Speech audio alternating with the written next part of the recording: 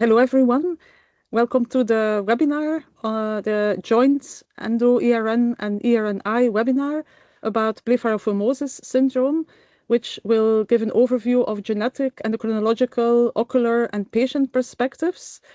We will have four very knowledgeable speakers here tonight, and we will provide an overview of the genetic basis of BPS, talking about FOXL2 mutation spectrum, genetic testing, genotype-phenotype correlations, and genetic counseling. Then the second speaker will talk about endocrinological dimensions, including ovarian function and hormonal management in females with BPES. And then we will hear more about ocular manifestations and surgical interventions with the best timing and outcomes in BPES. And then finally, we will have the pleasure to hear about patient-centered experience, including lived challenges and care priorities. So it is our pleasure to welcome you here. And I would like to pass the word to my co-chair. I forgot also to mention that my name is Elfride De Baere and that I'm working as a clinical geneticist at Ghent University Hospital, and that I'm a member of ERN-EYE as well as Endo-ERN. And it is my pleasure to pass the word to Professor Sophie Christin-Maitre, my co-chair. Thank you, Elfride. Thank you for the invitation. So it's a great pleasure to introduce Elfride De Baere, who's a senior full professor at medical genetics at Ghent University and the head of the clinic at Ghent University Hospital in Belgium. And she leads the eye and developmental genetics team with a strong focus on inherited eye disease and developmental disorders. And she's internationally recognized for the pioneering work on FOXL2. Thank you, Elfride. The floor is yours. Thank you so much for the kind introduction. So as I already mentioned, I will talk about the genetic basis of BPES and also implications for genetic testing and genetic counseling. So this is the overview.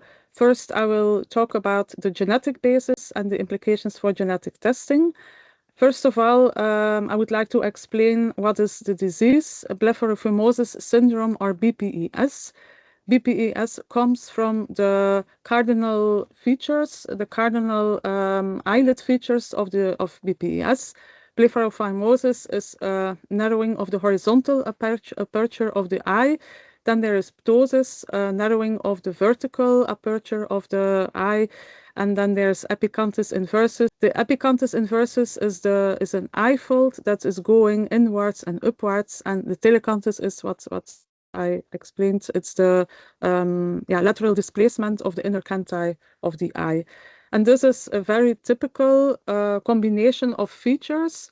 Once you have seen an individual with BPES, this is a very, we call it a gestalt. It's very recognizable once you have seen a patient with this disease.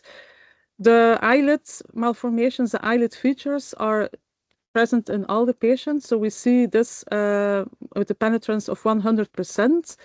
In females with BPES, the eyelid features can also be associated with premature ovarian insufficiency, which is causing premature ovarian failure. And this can lead to subfertility or infertility with affected females. But there we see a spectrum. We see that this association is not present in all patients. And then we learned more about the genetic basis of BPES in 2001, when the gene was identified. The gene was identified by Laura Crisponi and Giuseppe Piglia. And it appears to be, until today, it appears to be a disease caused by only one single gene. So FOXL2 is the disease gene for BPES, making this disease a genetically homogeneous condition because there is so far only one locus known. The inheritance is autosomal dominant, meaning that if a patient has one pathogenic variant in FOXL2, this individual will have the disease BPES with the eyelid features in all cases, and the association with premature ovarian failure is not present in all patients. What do we know about the gene? It's a tiny gene. It's very small. It's only one exon. It's coding for a transcription factor, and this transcription factor is a member of the 4-cat transcription factor family. It is involved, like the other 4-cat transcription factors, in developmental processes, and it is localized in the nucleus. So there is the protein is localized in the nucleus of the cells, and it is implicated in developmental processes. It is expressed in developing ovaries, also in developing eyelids, and then also in at some other places in the body. And we also know that there is a role postnatally, as I will explain. Here you can see that the expression of FOXL2 is first of all in the mesenchyme, and this is the tissue that is the developmental origin of the eyelids. When there is in developing eyelids low notch signaling, then FOXL2 is expressed, and this leads then to the development of the smooth muscle formation, and these cells are not functioning well in the eyelids of patients with BPES. On the other hand, there's also expression of FOXL2 in developing ovaries. We start from a bipotential gonad very early in embryonic development, and then depending on the sex chromosomes, XX or XY, there is the activation of the female developmental pathway. FOXL2 is playing an active role in the female determination and is playing an antagonistic role with SOX9 in gonadal development. So it plays a role during ovarian development. And then on top of that, it is also expressed, and it plays also a very important role during in postnatal life in adult ovaries. And in postnatal ovaries, it is expressed in the supporting cells of the oocytes. It is expressed in the granulosa cells, and it's important for the transition between primordial follicles and more advanced follicles. So it is expressed in pregranulosa cells and plays a role in more mature granulosa cells. And these insights were mostly gained from animal studies. So we have, since the discovery of the gene, we have had a special interest in the link between BPS and FOXL2 mutations. So we have collected, during previous years, we have collected a very large cohort of, we have had the chance of studying many patients with BPES. We have been a reference center, and we have done genetic testing in many, many patients. So we have collected a large cohort of patients, and as you see, we have studied many patients in-house. And then also Charlotte Maton, who is a PhD student who is also on the call, has done an assessment study of publicly available patients. And so we have that way identified over 800 cases.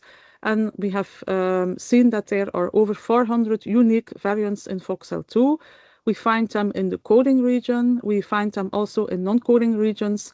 And we have just a study in the pipeline that will be published very soon, in which we report over 70 novel variants. And this schematic gives an idea of the pathogenic variants that are identified in patients with BPES.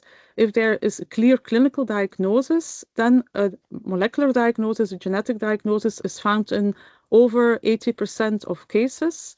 And the majority of the mutations that we found are, as expected, coding variants. And then we can also see here a subdivision of the coding variants in FOXL2. This schematic shows that in 39% we find frameshift variants in FOXL2, and then also in 11% nonsense variants. The fact that this is a single exon gene also explains why these mutations lead to an nonsense-mediated decay escape, so meaning that the transcript is expressed even if there is a frameshift variant or a nonsense variant. The mutant alleles, they still form proteins, and they aggregate in the nucleus, so that way they impair FOXL2 function. Apart from these variants, we also see many missense variants in 18% of cases, and apart from that, there are also mutations that don't change the frame and that are in-frame mutations. And then we are also aware of mutational hotspots, and this is quite interesting for the identification and for the interpretation of the variants.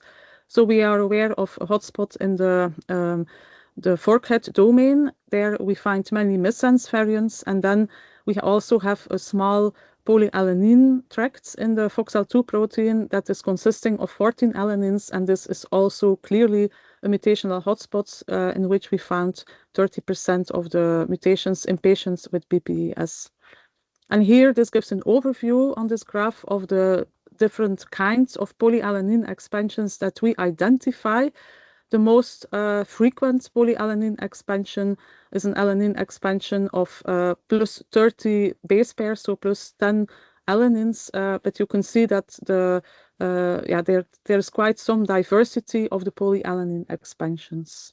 So important to mention is that apart from the sequence variants that I showed, that there are also quite a lot of structural variants identified in FOXL2, in the FOXL2 region. In 13% of the patients, the index cases with BPES, we have to be aware of the existence or the occurrence of structural variants. And these structural variants can be deletions that imply the gene, but that can also be deletions that are located upstream of the FOXL2 gene, and these are so-called regulatory deletions.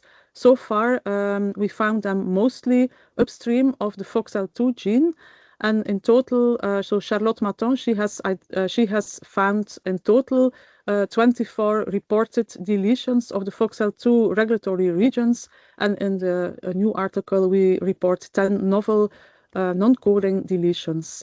And interestingly, we could pinpoint a shortest region of deletion overlap of 4.5 kb upstream of FOXL2. And this region, the hypothesis is that this region is disrupting regulatory elements of FOXL2, hence leading to the disease. These are simple deletions, but we also found recently a deletion that is a bit more complex, and that is consisting of a part upstream of FOXL2 and a part downstream of FOXL2. And to delineate this deletion, we used a novel technology, a single molecule technology called optical genome mapping, that allowed us to confirm that this was indeed a deletion upstream and downstream of FOXL2. And then apart from that, we also did long-read sequencing to confirm that this is a complex deletion upstream and downstream of FOXL2. So these regulatory deletions, they disrupt regulatory elements of FOXL2, and we have been able during previous years to pinpoint these regulatory elements, and these regulatory elements contain, on the one hand, regulatory elements like enhancers, and also we found some interesting non-coding RNAs, more specifically long non-coding RNAs, here represented in green, that also play a role in the causation of the disease.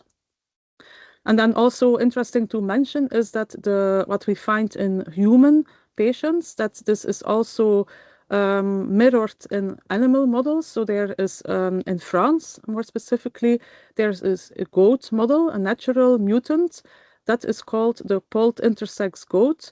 And this goat has a phenotype that is a bit reminiscent of what we see in human cases with BPES. And this phenotype in goats is caused by a complex structural variant, and this is completely overlapping with the shortest region of overlap that we see in patients with BPES. So this shows that this is a very important region for the regulation of FOXL2. And then there are also mice that have been generated in a lab in France. And these mice also have a phenotype that mirrors BPES. And this is also caused by a structural variants upstream of FOXL2, again, emphasizing the importance of this region. Here I show, just for illustration, that apart from the classical genetic testing that we do in patients with BPES, that sometimes it's also important or interesting to look at the 3D genome to show, in the case here of non-coding deletion, that there is a disruption of the 3D topology, the 3D region of FOXL2, So we also do use this technology for the interpretation of non-coding deletions in patients with BPES. So here you see a flowchart of what you can do for genetic testing in case of a clinical diagnosis of BPES. If a patient is clinically diagnosed by a clinician, and most often these are ophthalmologists or endocrinologists or clinical geneticists, if they diagnose a patient with BPES, then it's recommended to do sequencing of the FOXL2 gene. This can be done by targeted sequencing, or that can be done by a comprehensive test, but it's very important to look at FOXL2. Then you will find, as I illustrated, mutations in a large percentage of cases. Apart from that, you also have to look at copy number variants. You have to make sure that you don't miss deletions of the gene itself, but also of the upstream region of FOXL2. And then if you have an unresolved patient, then you can move on with research testing. And this is exactly what we also do in our research team, to identify hidden structural variants and also to delineate deletions, because it's also quite important that the deletions can be delineated. In the beginning, just after the identification of the gene, we were very optimistic, and we thought that there were genotype-phenotype correlations, that we could correlate types of mutations and locations of mutations, that we could correlate that with expression, phenotypic expression, more specifically with the occurrence of premature ovarian failure. But now, with all the data that we have, we know this is not the case. There have been done in vitro studies of particular variants in FOXL2 that showed that, for instance, aggregation of the protein was a poor predictor of ovarian phenotype. And then there was a paper with a better classification system. It was also in vitro. So this is not yet a very natural system to do genotype-phenotype correlations. The only genotype-phenotype correlation that we could make was based on the deletions, the discovery of deletions in patients with BPES. So if it's only the gene that is deleted, there is the BPES phenotype. If the deletions are very large, as illustrated here, then it is in some cases possible to make genotype-phenotype correlations. And then with very large deletions, it can be a prognostic factor for psychomotor development, which is not a problem. I want to be very clear about that. If there is coding mutations and deletions that only implicate FOXL2 or the upstream region, there is no problem with psychomotor development. So here we have some pictures from patients with such large deletions. So here we see that there we could correlate these deletions with a high risk for ovarian dysfunction. And then apart from the BPES features, there was also an association with psychomotor development depending on the size of the deletion and the location of the deletions. So in that sense, deletion screening, but also sizing of the deletions is recommended. So what can I tell about genetic counseling? BPES has an autosomal dominant inheritance, meaning that if you have one of the two copies of FOXL2 mutated, that you develop BPES. Here you see a large pedigree from New Zealand, a Polynesian family, in which we identified a polyalanine expansion that was long missed because it was missed by the regular genetic test of the FOXL2 coding region, and it was then eventually found, this polyalanine expansion, using whole exome sequencing. We are also aware of many patients with a de novo mutation, meaning that the mutation is found in the individual with BPES, but not in the parents, but the mutation in the patient is inherited in an autosomal dominant manner. There's only one family reported so far with biallelic FOXL2 variant leading to BPES. You can see the pictures from the family members with BPES below. So the individuals with small polyalanine expansions of +5 alanines had 2 copies of this polyalanine expansion due to consanguinity in the family. But so far, this is the only family where this has been reported. In all other families, we see mutations that have an autosomal dominant inheritance. And that means that the recurrence risk, the risk to transmit the mutation and to transmit the disease, that this is 50% per pregnancy. For this flowchart, this is mainly, I will refer to the talk from the next speaker. This is about the risk for POI in females with BPES. This is a main concern of parents. If there is an association between BPES and POI in older females, then the endocrinologist or the fertility specialist refers the patient for genetic testing. And this is here to show the place of BPES with POI with the spectrum of other causes of POI. So yeah, to wrap up, when a clinical diagnosis is made in patients with BPES, genetic testing of FOXL2 is highly recommended. This can be done in most genetic labs. So there are many genetic testing labs offering FOXL2 testing. It can also be part of a bigger test, but yeah, for BPES, I would not recommend exome sequencing. I would recommend a targeted test. You have to look at the coding regions. You have to look at sequence variants as well as copy number variants. And then you also have to be aware that non-coding deletions may occur, and then also translocations have been reported. So this is also something to keep in mind if you don't find a genetic diagnosis in a patient with a very clear clinical diagnosis. With a very typical BPS diagnosis, you will find mutations in over 88% of cases. Then based on the mutation spectrum alone, you will not be able to predict whether there will be POI risk. The functional analyses that have been conducted are in vitro, so they are artificial. So better tests are needed to predict that. Better biomarkers are needed. And then a clinical follow-up is nowadays is very important to know more about POI risk and to follow up individuals with BPES. So the next speaker will talk about the follow-up for fertility, the fertility development, and also the management of fertility preservation. So this brings me to the end of my talk. With this, I would like to thank all the people involved, especially PhD student Charlotte Maton and her master student Arnaud Thomas. And then I would also like to thank the people from the diagnostic lab, Hannah Verdun, who is doing the genetic testing, Christian Decock, who has done, who has collaborated and has done surgery in many patients. My colleague Martin Kools from the endocrinological department, and my colleague Bart Leroy from the ophthalmology department. And with this, I would like to end.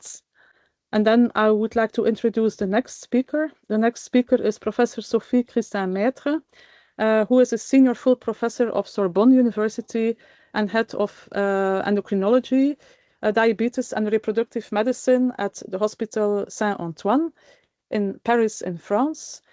Sophie is a member of the INSERM research unit in Paris.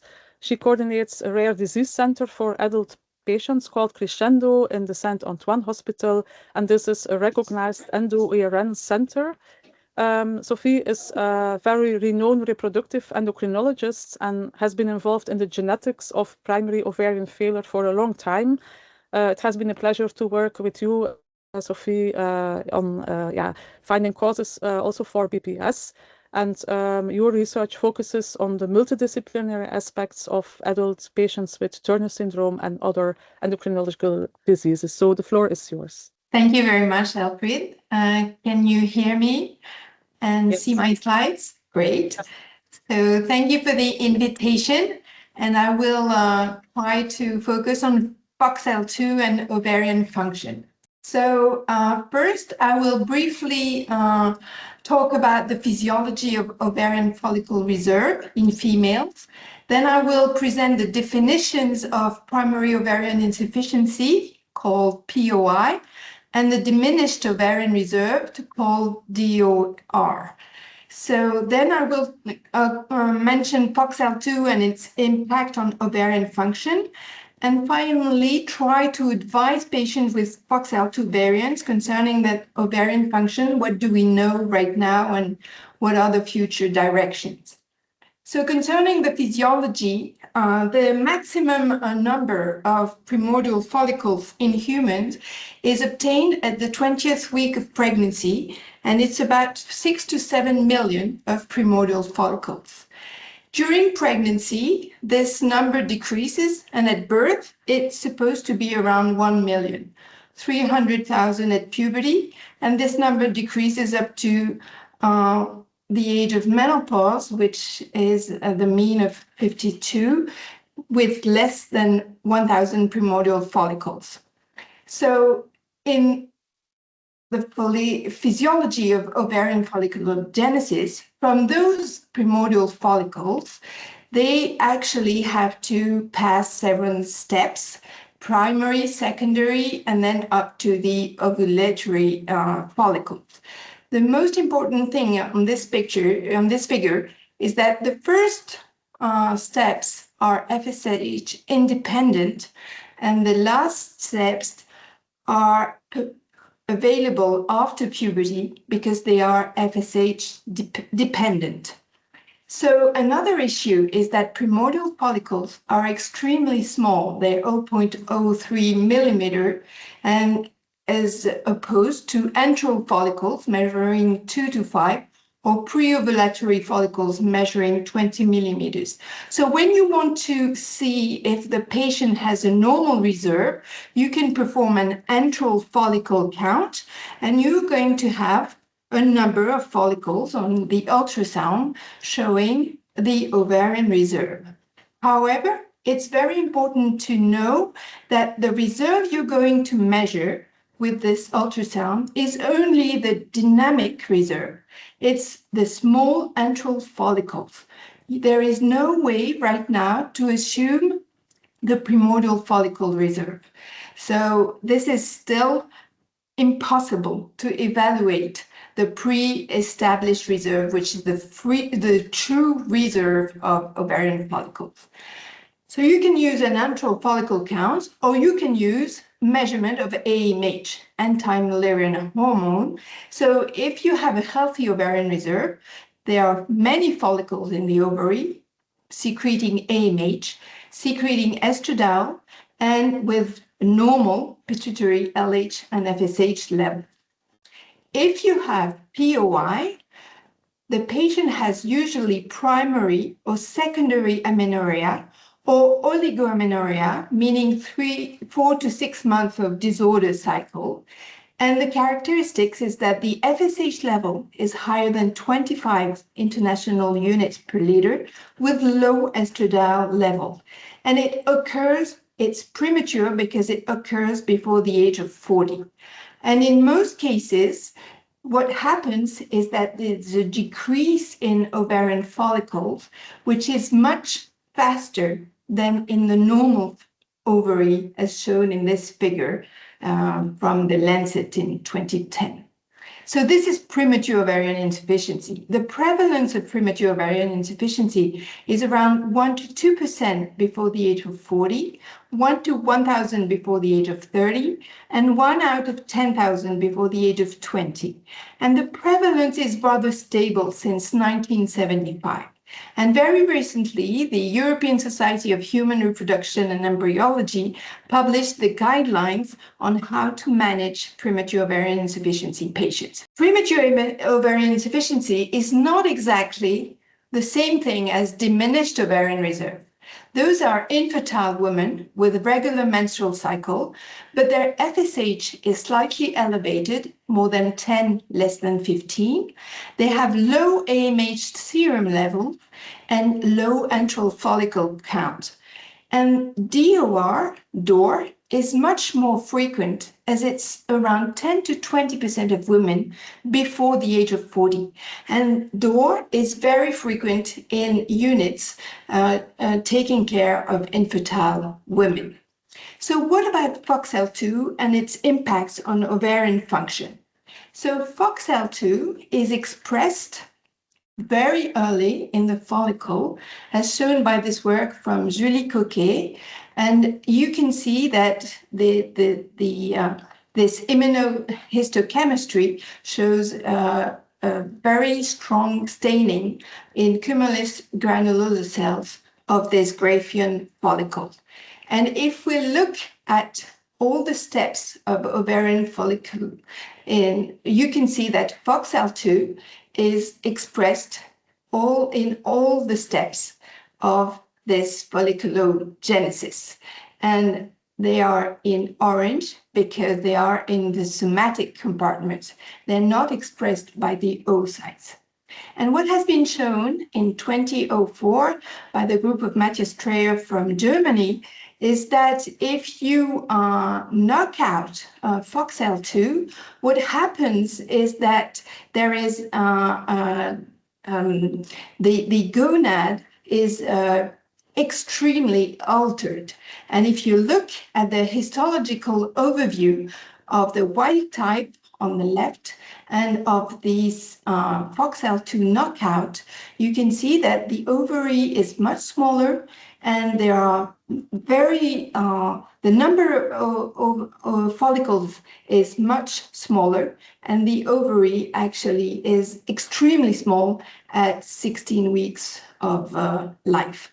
And later on, his group showed that if you you knock out FOXL2 in adult mice ovaries, what happens is that in the ovary, you can see Sertoli cells and even seminiferous tubules, although they're adult 46XX mice. And therefore, FOXL2 is known as the guardian of the ovarian identity in adult mice.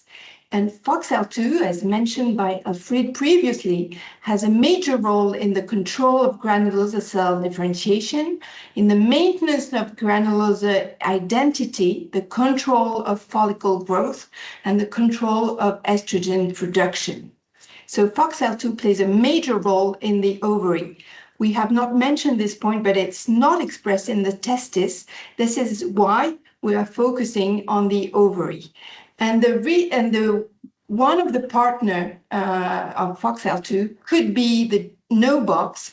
And this study by Nadine Binard shows that there is a co-expression of no box and FOXL2 in human ovaries. So therefore, this interaction between FOXL2 and no box could be involved in the maintenance of ovarian follicles. So classically, if it's typically type 1 BPES has POI and type 2 without POI. And we are actually talking about germline mutation. So this is very important because I would like just to mention that somatic mutation of FOXL2 have been described in the New England Journal of Medicine for the first time in 2009 as involved in granulosa cell tumors of the ovary. But I really would like to mention the fact that there is no correlation between germline and somatic mutation, meaning that BPES patients do not have granulosa cell tumors of the ovary.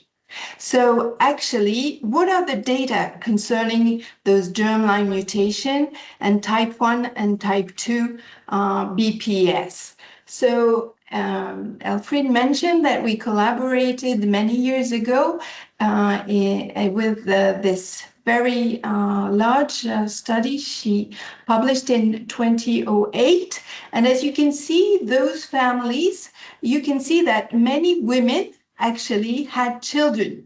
So were they BPES 1 or BPES 2? It's quite difficult to know, but you can see that some women with BPES are fertile. So there are very few data in the literature actually explaining exactly the phenotype of the ovaries of those women with BPES. And I would like to mention the work by Géry Médurie, who studied 2 patients. The first one was a 19-year-old. She had 3 surgeries for BPES when she was a child, and she came for primary amenorrhea and hirsutism. She was a sporadic case. No one in the family had BPES. And if you look at her hormonal measurement, her FSH was 24, LH7. Estradiol was rather low, in the lowest range. And what you can see also that AMH is extremely low, showing that probably this patient had lost already many follicles. The second one was a 25-year-old. She had past surgery for BPES. She came for infertility, and she had quite a large number of follicles at ultrasound. And those follicles were measuring 10 to 14, and even she had two large 30-millimeter follicles. And what's interesting is that they performed histology and immunostaining. And you can see here that the first patient actually had an unusual description with two oocytes in several follicles. And secondly, there was irregular c-kit labeling, which could be a sign of oocyte degradation preceding follicular atresia. So there was a major alteration of ovarian histology in this patient. On the other hand, patient 2 had normal follicles, no problem with her ovaries. So this is showing you the spectrum, which can be very wide between very altered ovarian function and non-altered. The second example I would give was that this case report from the European Journal of Endocrinology, in this woman with a menarche at 13 years and 6 months, she always had irregular menses. And this is very important because many patients with BPES have irregular menses since their menarche. And this patient, it was until the age of 15, and she had secondary amenorrhea. She had an MRI where you can see a huge cyst, which is extremely unusual. And what's interesting is that she was actually, here you can see her LH, FSH, and estradiol level. And you see the surgery for the cyst. And after the surgery for the cyst, you can see a slight increase over time for FSH level up to 40, which is actually a sign of POI, but several months later, this decreased again. So this shows this waxing and waning function of the ovary, which is quite difficult to understand how her FSH level dropped, although her estradiol level remained quite low. So what it shows is showing this study is that it's very difficult to have a definite diagnosis of POI. And in this study from Italy, they characterized the endocrine feature and genotype phenotypes correlation in this BPES type 1. And what's interesting is that you can see the hormonal measurement. They're not very high, 14 for FSH, 15 for the second patient, 25 for the third one. And you can see the AMH are very low for two patients, and they have spontaneous, they had no menarche.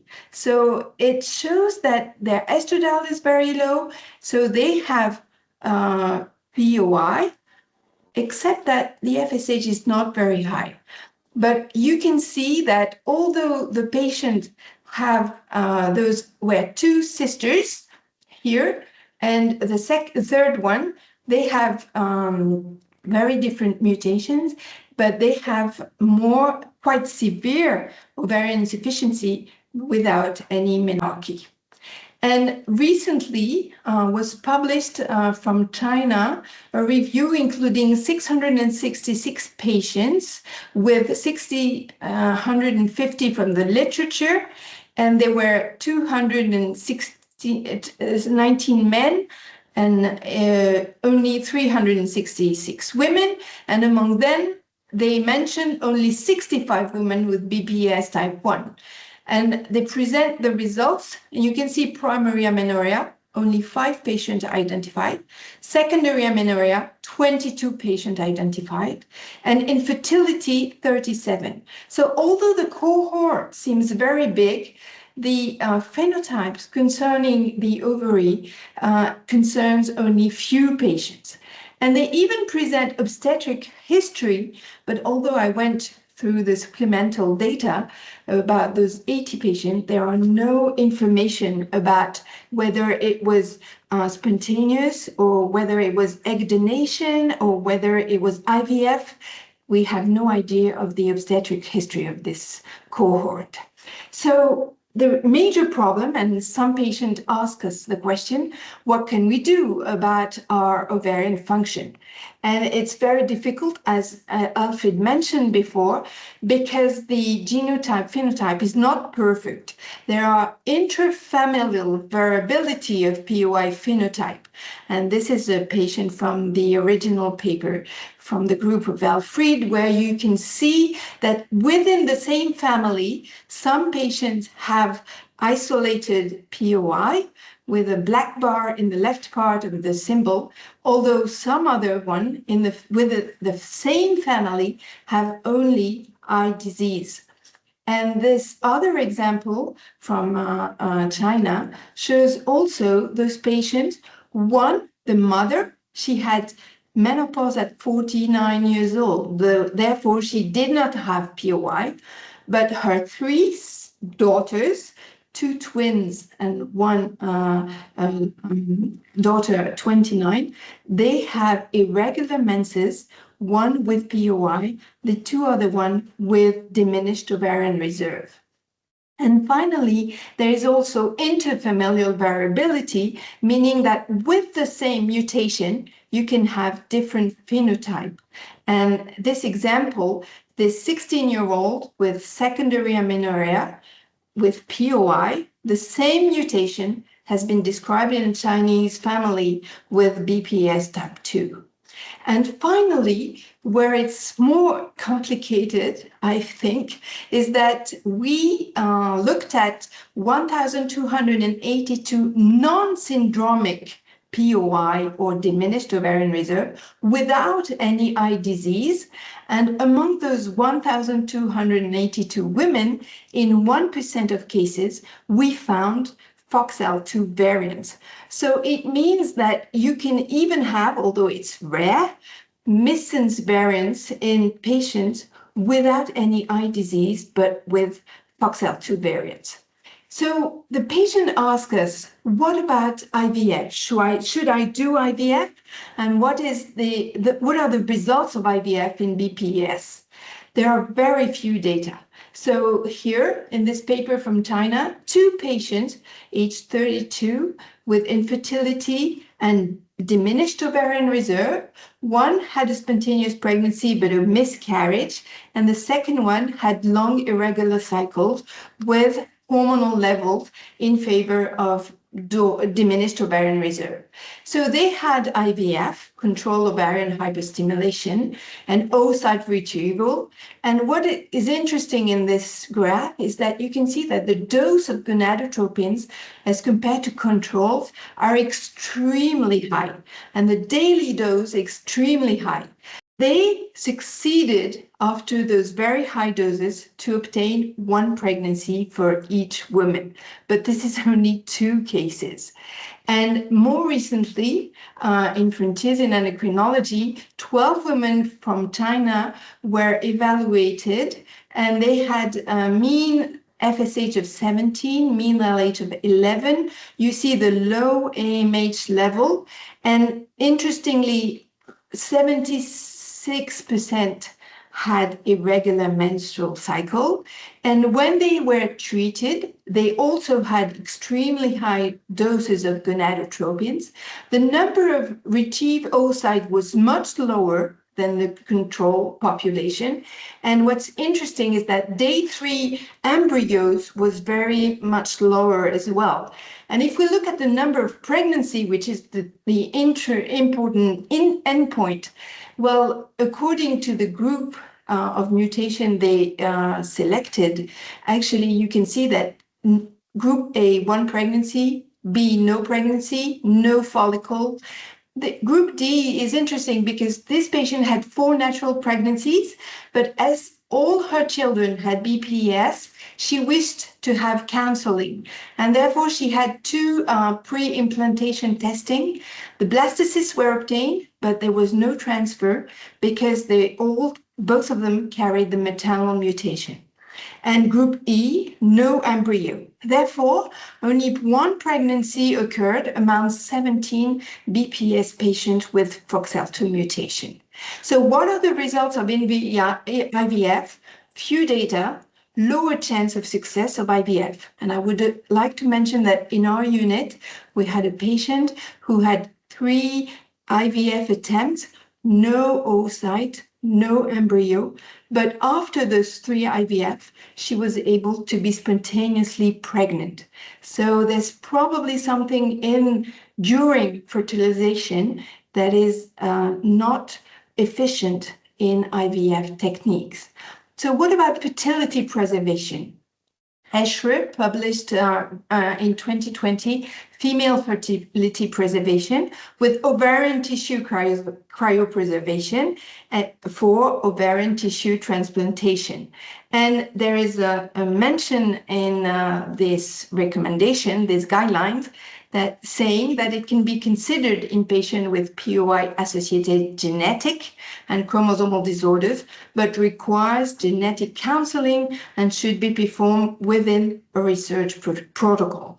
Therefore, it's not currently available to have ovarian freezing. We performed ovarian freezing in an adolescent.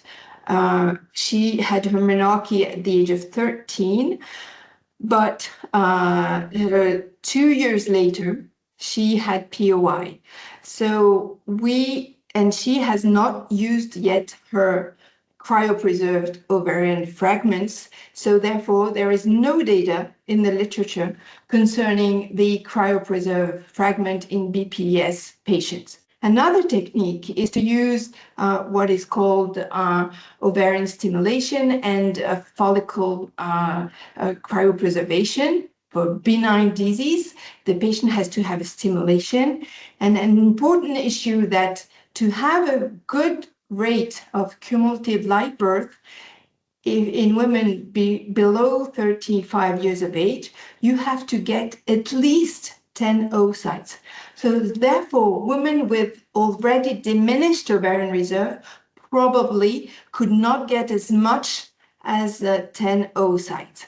So in summary, there are no data so far on replantation of ovarian cryopreserved fragments and no data on frozen oocytes, to my knowledge, obtained from BPES patients.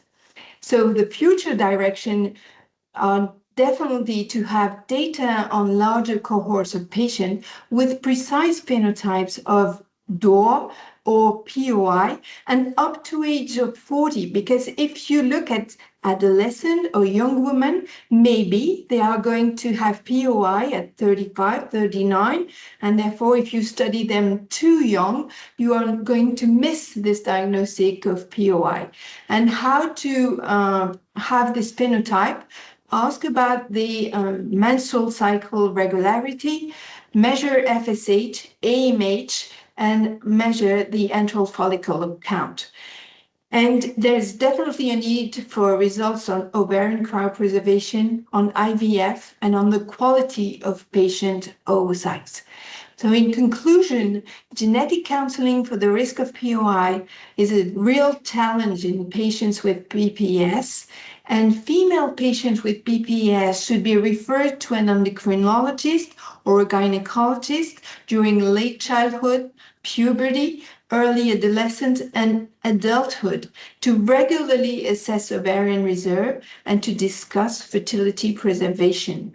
And I would like to mention that the role also of gynecologists and endocrinologists is that in case of POI, hormonal replacement therapy is advised at least until the age of 51 years to the natural age of menopause to improve bone density, protect towards cardiovascular disease, and improve the quality of life of these women. I thank you very much for your attention. Thank you so much, Professor Christin-Maitre, for this very clear presentation. We keep the questions for the Q&A session after the 4 talks. And I pass the word to you as my co-chair for introducing the next speaker. Thanks again. Thank you, Elfride. So it's my pleasure to introduce Thomas Decock. He's a MD PhD in a Belgium ophthalmologist. He's specialized in oculoplastic and orbital surgery at Maria Middelares, Ghent. And it's a pleasure for us to hear you about how to improve the quality of life and of those patients. Thank you. Good evening. What I would like to discuss with you is an overview of these surgical approaches and the possibilities in a patient with Blepharophimosis-Ptosis Epicanthus Inversus syndrome, abbreviated as BPES. And here we see a lot of fully different children, and although they are fully different, we directly notice some similar features regarding the eyelids.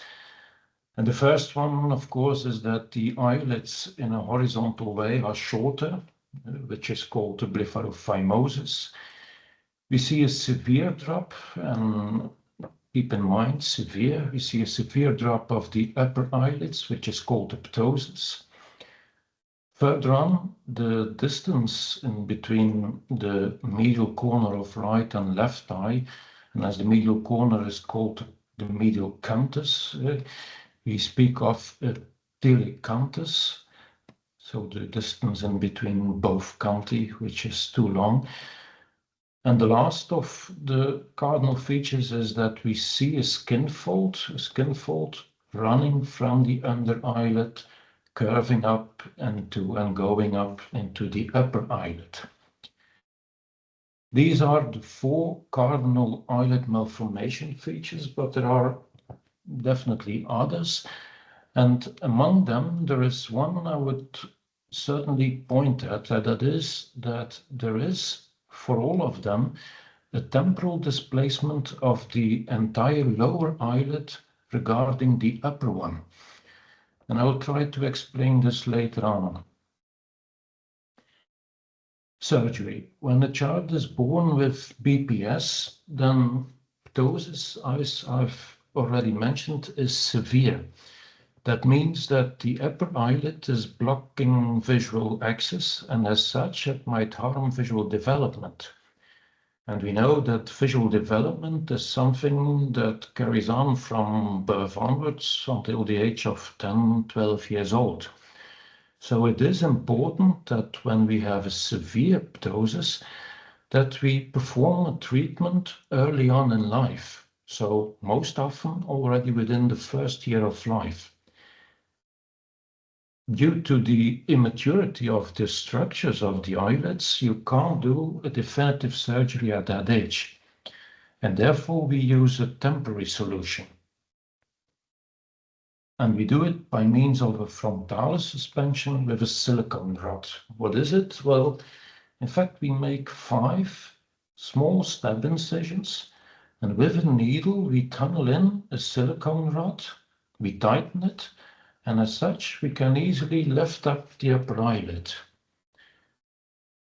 It's a good treatment, but unfortunately, the effect won't last over time. And little by little, you will have an increase in ptosis. But visual access becomes free, and as such, visual development can carry on.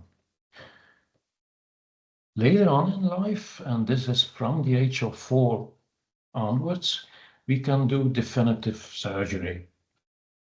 And there are 2 different steps. The first one is lengthening of the eyelids, and as such, correcting for the telecanthus, together with directly the Epicanthus inversus fold. Keep in mind that this is done for aesthetical reasons, so that means that this is not a necessity, which is different for the second step, and that's the definitive ptosis correction. Let's have a look for the lengthening.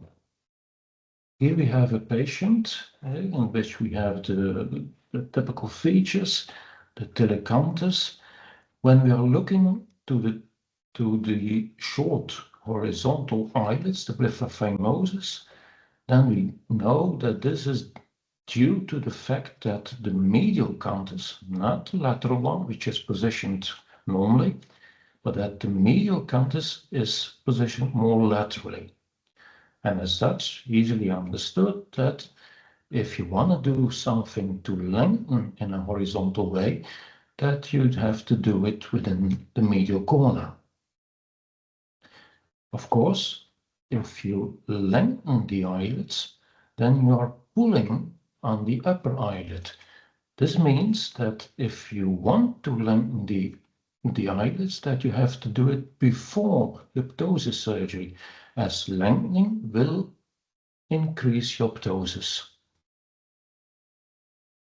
And here we have a child before surgery, and then under general anesthesia, when we perform the surgery for the telecanthus, at first we have our measurements, the drawing. This is how the incision will be made, and the vertical lines, they are indicating where normally the medial canthus should be, so the way we want to put the medial corner.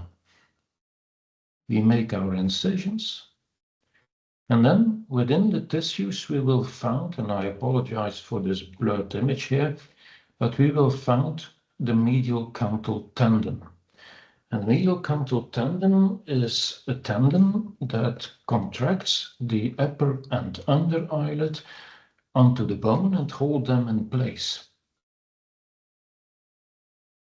When we look on a normal medial canthal tendon, then we see that the tendon is broad, it is strong, it is running in a horizontal way, and it attached equally to the upper and under eyelid.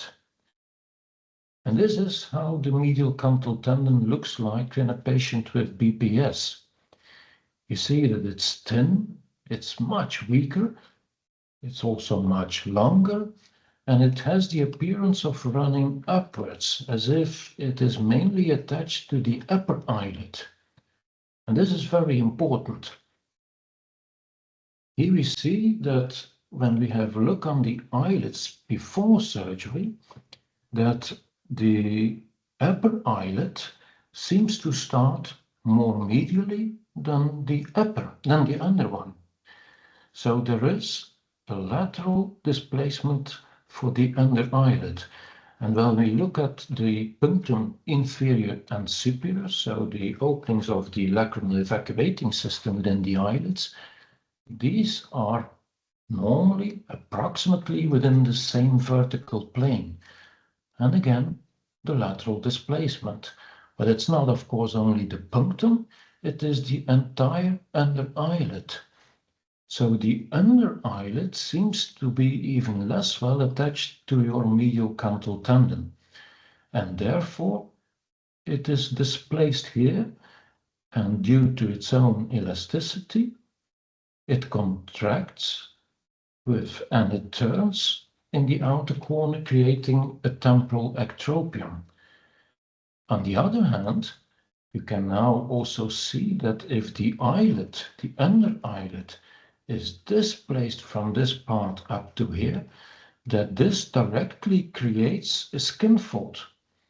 So the Epicanthus Inversus fold is in fact a skin fold created by the temporal displacement of the under eyelid in regards to the upper one. So that is the reason why those patients are having more or less an Epicanthus Inversus fold.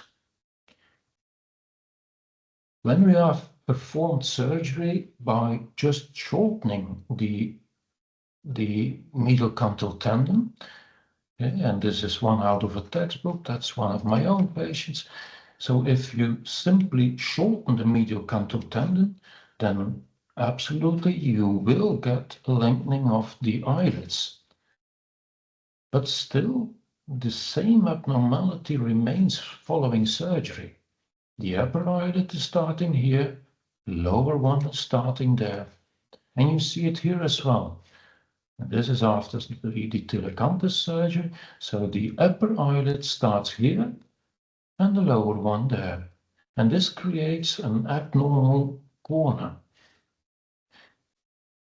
If during surgery we resuture the under eyelid back onto that medial canthal tendon, and then we shorten the medial canthal tendon, then we will have a display. The one will also not only correct for that displacement, but also lengthen and correct for the Epicanthus inversus fault. And you see that we have a nice lengthening at the end of the surgery. And if you put the punctum inferior and superior back within the same plane, then this creates a more natural appearance of the corner. Another patient, so you see the starting point of the upper eyelid, starting point of the under eyelid, and then if you correct also for this irregularity within the corner, so you replace the under eyelid back onto the medial canthal tendon, and then you shorten it, then it creates a more natural appearance of the medial corner. So this is very important. Further on, when the eyelids are lengthened, we can do 6, but more often even a year later, the definitive ptosis surgery. And the ptosis in the patient with BPS is a severe ptosis. So that means that the upper eyelid is extremely low, but there is something extra that definitely should be mentioned, and that is that the motility of the eyelid is also extremely low. It's a rather immobile eyelid. How do we measure the motility of an eyelid? Well, with our thumb, we block the brow, and we ask a patient to look down and then to look up. The vertical excursion the eyelid can make is called the levator function. And normally this should be in between 15 and 17 millimeters. That's a normal levator function. In a patient with BPS, the levator function is always extremely low. And here you see 2 to 3 millimeters. A table with one of our data, and you see that the preoperative levator function in a patient with BPS is extremely low. 1, 3, 2 millimeters. That means normally that if you have a severe ptosis and almost no levator muscle function, that for simple congenital ptosises, so for patients who are not having BPS, then we think and we know that the levator muscle is almost absent in its function. That means that you can't use the levator to lift up the upper eyelid.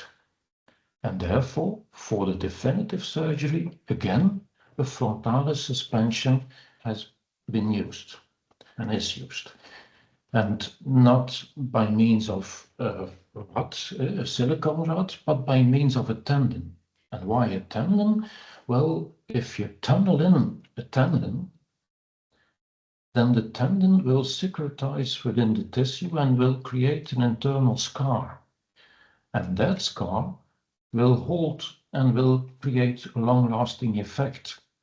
And as such, you are correcting the ptosis for the rest of the patient's life. Unfortunately, of course, the motility remains extremely low. Well, in a patient with BPS, I want to show you that there is really a difference in between simple, severe congenital ptosis with low levator muscle function and BPS patients.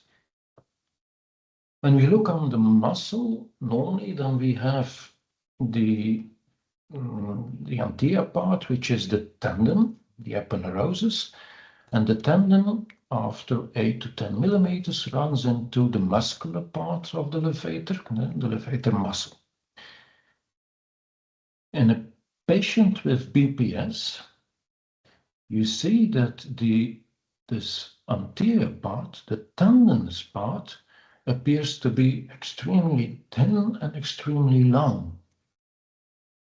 But very weird, within the end, there is a muscular part, which is not seen in other patients with severe congenital ptosis and low levator function.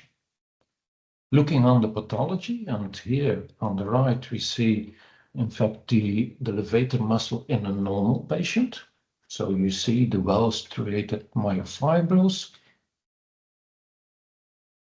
This is a patient with simple congenital ptosis and low levator muscle function, where you see that there are no myofibrils, there is no muscular component. You have an adipose, fibroadipose degenerative tissue. And this is how it looks like in a patient with BPS. And although it's certainly not a normal muscle, you are having muscular parts within it. So that means that in a patient with severe congenital ptosis and low levator muscle function, where there is absence of a muscular component, that you are not able to lift up it with the muscle. But in a patient with BPS, we are able, and we can still use the levator muscle to lift up the eyelid. And this is after surgery. And of course, lifting up is one thing, but, and this is what I wanted to show you, you see that the patient is regaining motility. The eyelids are now following the movements of the eyeball. You see that although the aperture is about 6 to 7 millimeters, that the patient can easily close, that the eyelids, that they move, and this is fully different. So it's very important, and it's certainly something that adds something to the, let's say, normality of our gaze.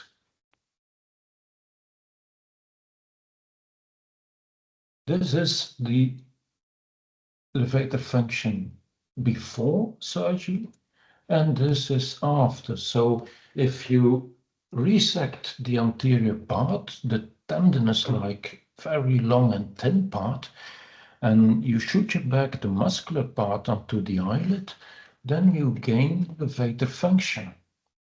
And this is the increase for all of these eyelids, and for all of them, there is definitely a certain amount of increase up to 6, even 7, 8 millimeters, which is quite a lot. And I would like to end with these 3 pictures. This is the child before surgery. This is following lengthening, where we have also corrected for the corner as well as for the Epicanthus Inversus. And then the ptosis correction by means of using the levator muscle. And absolutely, the eyelids are still shorter than we normally have, as well as the height of the upper eyelid, but it's absolutely worth doing this. Thank you very much. Thank you so much, Christian, for this crystal clear presentation and for explaining so well the different steps of the complicated surgery. Thank you so much. This brings me then to the, I would like to introduce the next speaker, Mrs. Vanessa Rodrigo Jakubowski, who is living in Spain with her husband and with her son, Emilio. Emilio was born 2.5 years ago with blepharophimosis. And you had to navigate, you will explain that you had to navigate a very difficult situation, a very difficult journey without a diagnosis and without information or resources. You found a video on YouTube, and that gave some answers that were needed about Emilio's condition. You did also fundraising, and that was to have specialist surgery when Emilio was 10 months old. And then afterwards, you decided to start a charity, as you will explain, Through Our Eyes.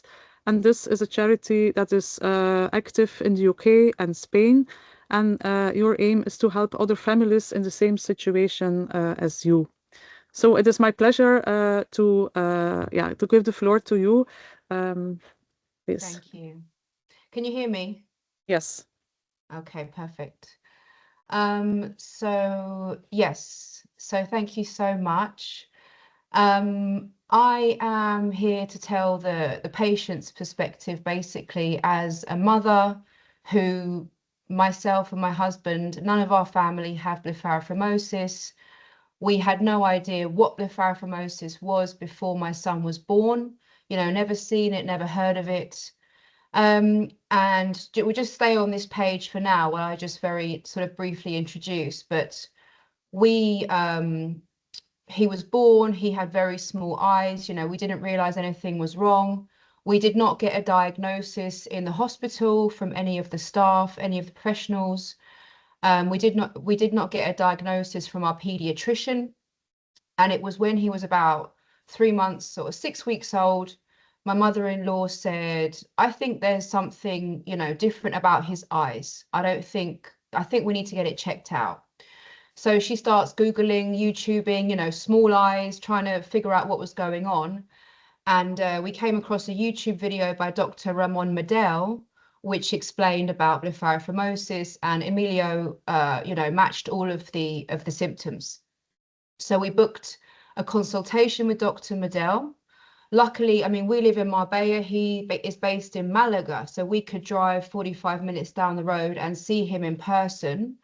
And at 3 months old, he diagnosed Emilio, and he was basically our hero. We trusted him with everything, you know, just the one person. We couldn't really find much other information. We couldn't really find much resources. I did see Elfride's, you know, papers on the internet, but, you know, at that point, as a new mom, a first-time mom, I couldn't really, you know, go through everything and understand everything. I just wanted to know what can we do and when and how much is it going to cost.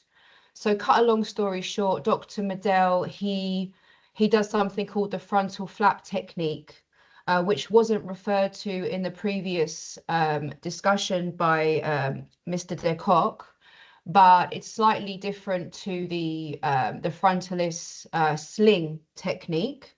So he performed that on Emilio when he was 10 months old. He did bring the, you know, he did reduce the space here between the eyes, and he opened the eyes in one surgery, which took about 3 hours. And the idea is ideally that you shouldn't have to do another surgery, although obviously he was very young, so that's very difficult to tell. So we had to pay 18,000 euros for that surgery. We couldn't receive any assistance with private insurance. And if we had wanted to wait for the National Health Service to help us in Spain, we would have had to wait at least 2 or 3 years. It would have been free, of course, but we would have had to wait, and we were concerned about Emilio's eyesight not developing. So we fundraised for the operation. We raised the 18,000 euros from about 250 different people. He had the operation, he's recovered, and everything is going really, really well. But obviously I realized, you know, how can it be that we're in 2023 or 24 and we have this condition, and the only information that I seem to be able to find is on social media. You know, there's a lot of Facebook groups where parents are talking about ptosis and blepharophimosis and Marcus-Gunn jaw-weakening syndrome, but the pediatrician doesn't know anything, the hospital doesn't know anything. How can this be? So I thought, right, I need to do something. So I started the charity, which is registered in the UK and now in Spain as well, to, you know, organize things like this, bring attention to the subject, represent the minority, pay for operations where parents can't afford to, and just represent, you know, this community, just be someone that represents the community. And it's going really, really well. So for this, I did speak to a very small number of families, obviously, but I have seen over the 2 years or so since I've been involved, different stories, you know, different experiences. So we can go to the first page of the presentation. And this is to do with about genetic testing. So, you know, every family story is different. Every country has a different process or procedure, some better than others.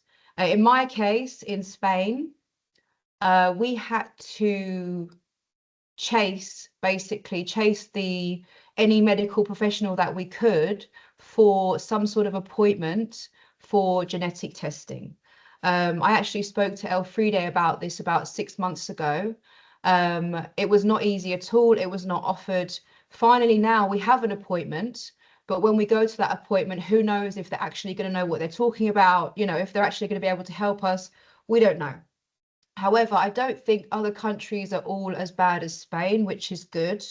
The UK seems to be a bit stronger. They definitely get more diagnosis early on, which is positive. However, the genetic testing is inconsistently initiated, delayed referrals, partial testing, and long result turnaround times. Northern Ireland seemed to be a little bit better. Genetic testing was offered immediately. Slovakia actually very, very strong. Early suspicion and referral, timely genetic testing with later extended analysis, identifying PISTR1 deletion, smooth free of charge pathway. Germany, a little bit difficult as well. Australia, better. And the USA, so-and-so as well. Genetic referrals accessible, however, long waiting times for appointment and results. So clearly here we can see a lot of, you know, high marked differences in access timelines and testing strategies all over the world. If we go on to the next slide now. So, sorry, this is very small text. I should have made it bigger, but the learning points for clinicians and obviously for us here talking today is that early clinical diagnosis does not always trigger a genetic referral. Testing strategies vary widely with inconsistent use of extended or panel testing. There is a lot of lack of familiarity with blepharophimosis. You know, a lot of professionals have never seen it before, have never heard of it before. Families are chasing and asking for advice from other families about what they can do here. And there definitely needs to be more standardized care pathways with clearer guidance on, you know, the test selection needed, counseling and management. So there, I won't go through it for time purposes, but there's a proposed ideal pathway there for diagnosis and genetic testing. So if we go on to the next slide, in terms of surgery, it's really interesting what Mr. Decock, you know, was saying about the two different operations and the reasons, you know, the reasons behind that. I would have loved to have had all of that information when I was looking at Emilio and, you know, not knowing what to do. I only had one surgeon telling me what was the best option. And this seems to be, you know, across the board again, so many information gaps, so many variety of advice. You know, how early do you have to have surgery? How early do you have to intervene before the vision development is delayed? What's the best timing? What's the best method? You know, the sling or the frontal flap or the levator resection, etc. And also, even within the same health system, within the same country, different surgeons advise different methods, different things. So it's really confusing for families. Surgery is often classified as just aesthetic by insurers. So, you know, we don't want to help you pay this 18,000, 20,000 euros because it's just aesthetic. Don't worry about the eyesight or anything like that. It's just because, you know, you want to look normal, which is clearly ludicrous. And social media actually now has become a major source of information and peer support for families. So there's constant questions in the groups. I'm sure Elfride has seen it most days. You know, who should we go to? Should we pay? Should we not pay? Should we wait? Should we not wait? There's so many questions, and then there's complications as well. You know, I've seen so many chemosis, issues with chemosis, dry eye, corneal exposure, incomplete eyelid closure. I mean, Emilio still does not completely close his eyes when he sleeps at night. You know, should I be concerned about that? Is he going to get dry eye? Is he going to damage his cornea? Do I need to do something about that? I don't know. Lazy eye, still ptosis, light sensitivity, blurred vision. You know, there's just so many offshoots of these questions.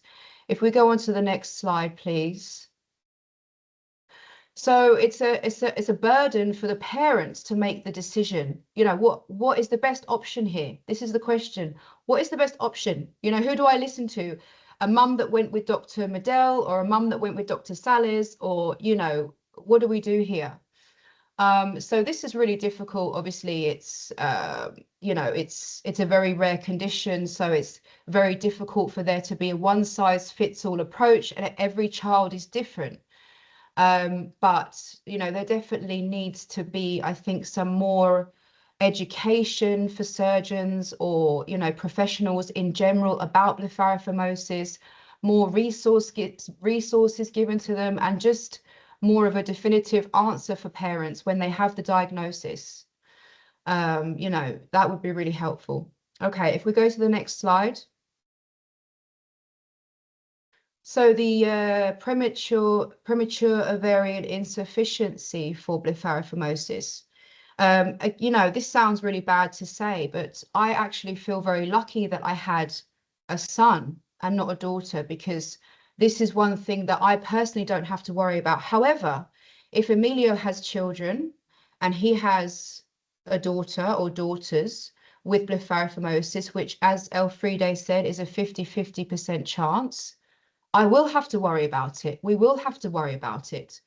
And, you know, unfortunately, I've included a case study here of one American girl that I spoke to recently. They have a really, really hard time. They have such a hard time, and I feel so bad for them.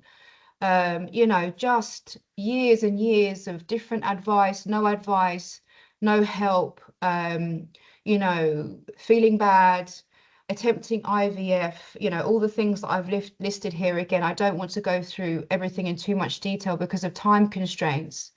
But still now, at age 35, she has no answer of how to have a family. She's married now, no answer of how to have a family. Now she is developing, I guess, symptoms related to the early menopause, you know, the panic attacks, the anxiety, the mood changes. I actually spoke to a lady a few months ago who's now 72.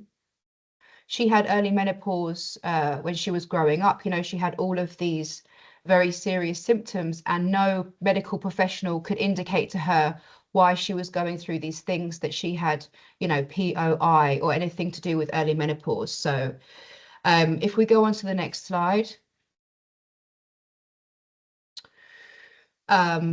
Yes, we, you know, as a community, we definitely need to help these ladies more. As Elfride was saying, we need to have some sort of pathway. We need to have more advice, and increase funding and research into this, and give, again, more information and more resources to the medical community in general, to help these, you know, these ladies figure out their journey.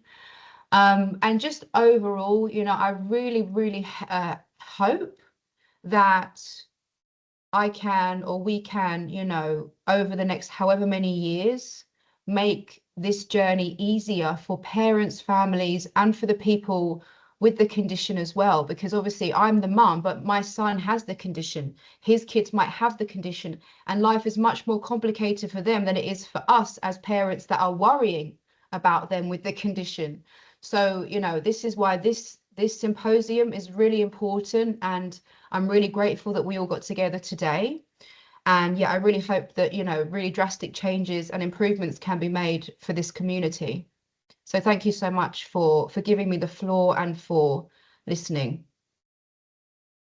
Thank you, Elfride, and thank you everybody for being here and sharing this session. And I think we have now clear data on how to deal with genetics, and we know who to refer to. We knew already, but I think now everybody knows. And thank you very much for sharing those very interesting surgical data, because I had never seen such pictures of surgery, and it's very understandable now what's going on, and thank you very much. And I would like to say thank you, and thank you, Vanessa, for your sharing with us your feelings, and we definitely need to improve all together and help patients, because there's a long way to go, and we really need the help of everybody. So thank you for everybody sharing in the chat the thanks. And we hope you have a very nice weekend, and we were very happy to be with you today. Goodbye.